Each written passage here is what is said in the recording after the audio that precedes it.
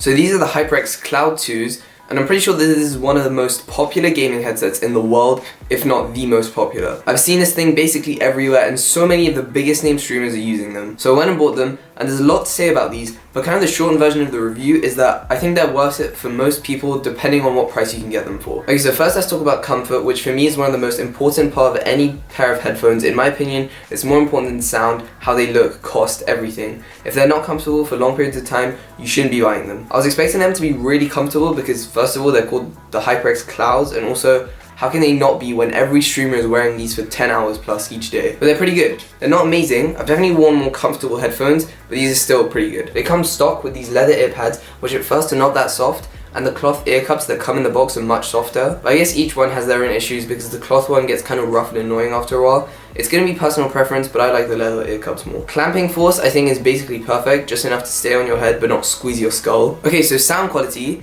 is not amazing on them, and I kind of wish they were better. So if you're not used to some high quality headphones, something like the SHB 9600s, which I used before these, which are basically made for audiophiles, they're going to be a good option for you, especially if you're primarily using them for games. But if you've had experience with a warm sounding open back headphone, these can sound a little bit tinny sometimes. It's like switching back and forth between this and the SHB 9600s. The 9600s seem to have more low end and a higher quality low end rather than the Cloud 2s, which can get a bit shrill at higher volumes for longer periods of time. Now the saddest part is that HyperX probably did this on purpose. They've marketed these obviously as gaming headphones, so they're going to crank up the high end a lot so you can hear footsteps better or hear gunshots better. It doesn't make the biggest difference, and they could sound a lot better. Not to say that they sound bad, they're fine, probably not as much for music listening and editing, because you can get headphones that have a lot clearer sound too. The mic is detachable, which is amazing. It's 3.5mm. The cable is a pretty good length. It's not too long and not too short. It's basically perfect. It's also a high quality braid, so it seems like it's going to last a long time. What isn't perfect though is the surround sound card.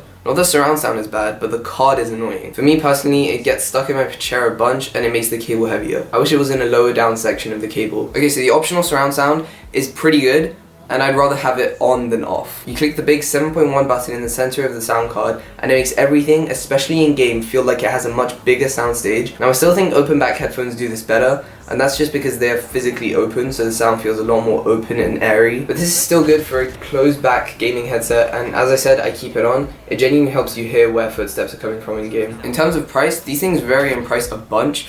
I would say for the retail $100 or £100, I wouldn't get these. I think there are much better sounding headphones for that price. But if you can find them for like $60, $70 or $80, I think they're probably worth buying. The build quality and all the tight metal adjustments and everything tell me that these things are going to probably last you a long time. Alright, but that's it for this quick review. Thanks for watching, and hopefully you learned something about whether you want to buy these headphones or not.